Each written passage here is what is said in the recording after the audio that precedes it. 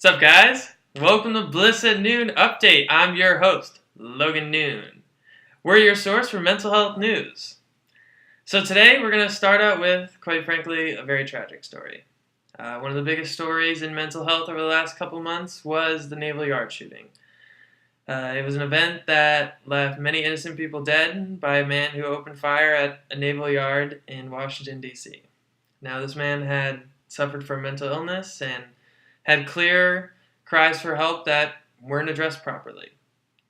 And it's a story we've grown oddly accustomed to. Over the last couple decades, we've seen a great increase in mass shootings, and there have been numerous times where these shooters have suffered from mental illness. And it's really had a significant impact on the mental health community, being that the mental health community is kind of a taboo, shunned community in society right now. We oftentimes don't speak out. So, essentially, we are automatically associated with these stories of mental illness that are portrayed in the news. And really, the only stories that are portrayed in the news are these, horrendous, violent tragedies. And so, now there's been this misconception that's been accepted nationwide, worldwide, that mental illness and violence go hand in hand.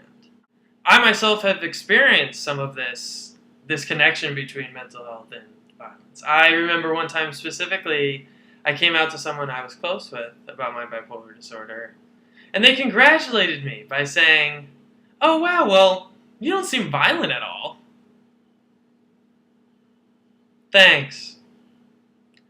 So rather than getting angry, rather than getting pissed, even though I clearly was, I wanted to take the higher road, because by me getting pissed in that moment, is it really going to change any of the misconceptions about mental illness and change any of the stigma that I'm trying to fight? No. The only way to really change these things is through peace, dialogue, and education. And that's the only way that we're going to eradicate this connection between violence and mental illness. That is clearly not true.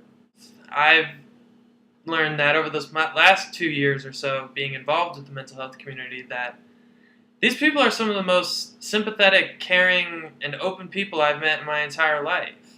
Yet, we're just associated with these extremists. Now, if you look at really any community and any group in culture and in society, there are extremists. Whether that be mental illness, we clearly have these extremists with tragic events. But the same argument could be made about religious groups. There's many religious groups that have extremists that take it to violent means, yet not all religions are like that. The same could even be said for environmentalism. I myself am very environmentally conscious, yet there are extremists who take it to such ends where they're classified as environmental terrorists. There's millions of people with mental illness out there who aren't violent, who have never portrayed any violence, and as a matter of fact, people with mental illness are 4 times as likely to be the victims of violent crimes rather than those ones actually executing those violent crimes. But we would like to honor on Bliss at Noon someone who's doing an excellent job eradicating the stigma around mental illness, and that's Brandon Marshall, a wide receiver for the Chicago Bears. Last week, he decided to wear neon green shoes for their game. So now, in October, for the NFL, all the teams are required to wear pink accents, and this is to raise awareness for breast cancer research. But Brandon Marshall decided that he wanted to wear neon green, being that neon green is the color of mental health, and last week was Mental Health Awareness Week. So the NFL told them that he would be fined $10,500, and Brandon took this fine and paid it, and matched this fine with a donation to a mental health charity. In addition, he auctioned off his neon green shoes for $3,600 and made that a donation to charity as well. So Brandon's just doing amazing things for our mental health community. He's really taking a leadership role, trying to eradicate the stigma surrounding mental health and mental illness, and I just couldn't be more proud. And one of my favorite quotes from Brandon is a tweet that he tweeted last week. "Football is my platform, not my purpose. This fine is nothing compared to the conversation started and the awareness raised."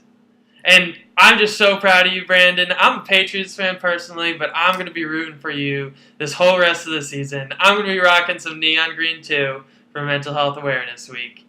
And I just couldn't be more proud. And thank you again for taking such a leadership role and really moving this in the right direction. And please, just keep up what you're doing. So that concludes this episode of Bliss at Noon, your source for mental health news. Please be sure to watch our next episode where I'll interview Diane Mitz. She recently wrote a book about her marriage between her partner who has schizophrenia and how that has really strengthened her marriage. Now, Diane suffers from bipolar disorder, and traditionally, at least I've been told from many therapists and psychiatrists, that two people dating with mental illness is not always the greatest idea. It could create for some very difficult situations. Let's just put it that way. But Diane's arguing the complete opposite. She's saying that because both her and her husband have a mental illness, that it's actually strengthened their relationship. It's made for a more sympathetic and healthier relationship because they've been able to kind of feed off each other. And so I'm really excited to have her on the show, learn what her book is about, and I think you guys will like her too. So please, like us on Facebook, follow us on Twitter, subscribe to my YouTube channel so you can stay updated on my work. And thanks again for watching these videos. You guys are the best and really helping me stay motivated to try to continue on this path of fighting the mental illness stigma.